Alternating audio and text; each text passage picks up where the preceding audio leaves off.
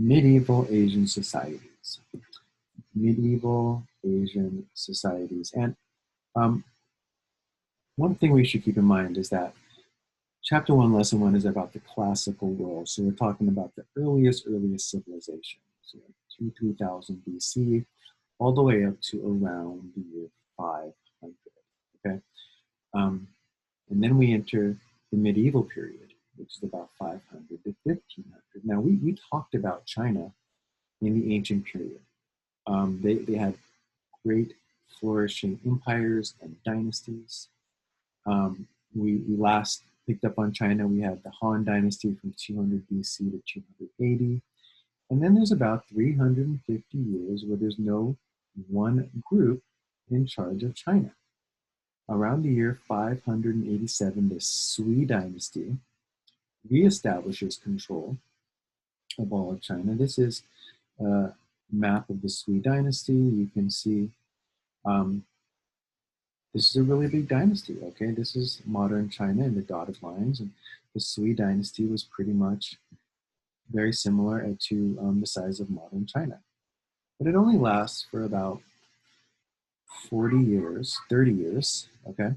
But it's replaced by the Tang Dynasty. And the Tang Dynasty will last maybe 300 years. It's going to be basically the same area as the Sui Dynasty, maybe just a little thinner in its westward expansion.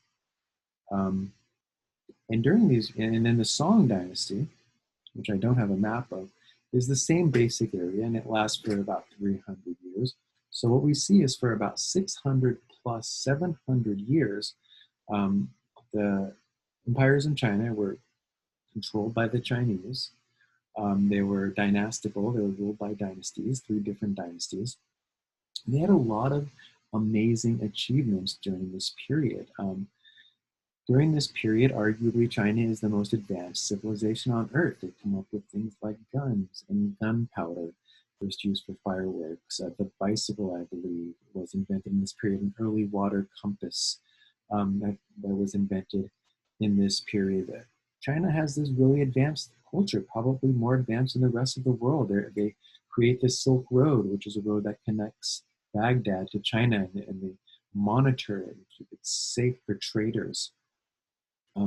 And they trade their silk with the Europeans. They also trade Indian and Southeast Asian spices.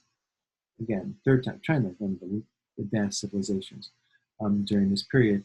And in 1279, the Mongols come in with Genghis Khan, the great Mongol conqueror, and they conquered much of the old world, except for Africa. They conquered huge chunks of East Europe. This is largely southern Russia, Kazakhstan, Mongolia, all of China, the Middle East, Baghdad, parts of Turkey, all the way. The Byzantines stopped them before Constantinople, but this is a massive empire, the Mongols. But it only lasts about 100 years, and then they dissolve. And when they dissolve, there's very little influence left. And we're going to see that a new leader, a new dynasty will take over in China from Mongolia. We'll get to that. Okay? All the while all this is going on, there's Japan. Okay, Japan, of course, let me flip this map, is this range of islands right here off of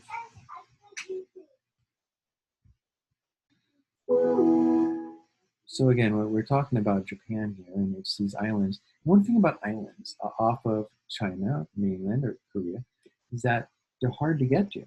So they developed a very unique culture. That being said, Japan is kind of like Rome. Japan to China is kind of like Rome to Greece. They do copy a lot of China's ideas. You can see that from the writing style. You can see that from a lot of the cultural advancements. But they also have some very unique and different things of their own.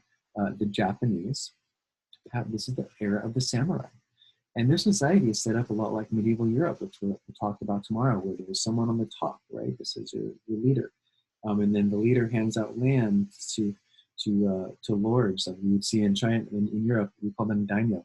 And then the daimyo, they hire samurai to protect their lands, and the 99% of the people are peasants. Yes, these samurais were some of the greatest warriors the world has ever seen. And in this period, they not only defend Chinese cities, but they also create a very unique culture based on like chivalry.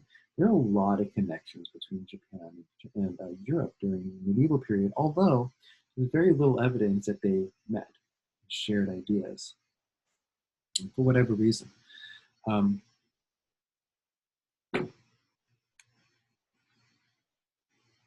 so let me quickly get to this. Few things I found here on Google I wanted to show you. First thing I wanted to show you was this. Look at this. Chinese societal timeline. So the dynasties, going back to the first dynasty, 2000 BC, Shang, Zhao, Han, this is a warring period. Then the Tang, Song.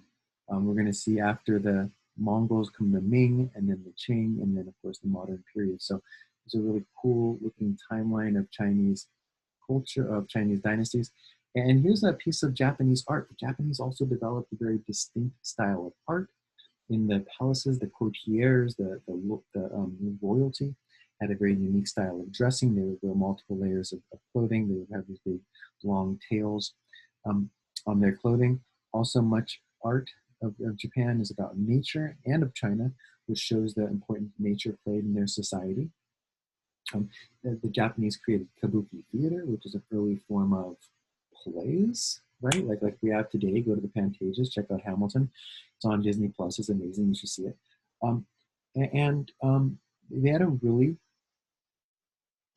unique culture with a lot of similarities to Chinese culture. We also say that India had gone a long ways before that they had a strong um, group that brought them together. But we see that in this period, um, a group takes over India called the Ghazni. And really it's centered in modern day Pakistan, Afghanistan border region. This would be Iran. And they move into and conquer much of North India. And they bring with them the religion of Islam. Okay, so what we're going to see is that southern India will stay Hindu, while northern India, and Pakistan used to be India all the way until the 1950s, is going to be Muslim. And that will create a great divide in India. The northern Muslim half versus the southern Hindu half. And that divide still exists, and it's arguably a trouble spot between them. The last few things we're going to talk about is Vietnam, but the area that we call Southeast Asia. And I'll show you on this map actually. Is this area down here, okay? This is Southeast Asia. And they really did feel a lot of Chinese influence. You can see the Tang Dynasty moves into modern day Vietnam. This is Cambodia, there's Laos, Thailand, and this would be Myanmar or Burma. And this area, it's largely influenced by China, but never really fully conquered by the Chinese. So we're going to see another version of Chinese culture, similar to like we saw in Japan, but also with a unique twists of its own. Also the islands of Indonesia, which are down here. Actually, you can kind of see on this map. The maps are just all over the place today. Indonesia would be these islands down here. They're also influenced by the Chinese culture. Look, China was so big and so powerful for so many years that they were very influential on their surroundings peoples. And we're talking about Japan, Southeast Asia, and even down into the islands here of modern day Indonesia. Although the Europeans will eventually be very influential in Southeast Asia as well.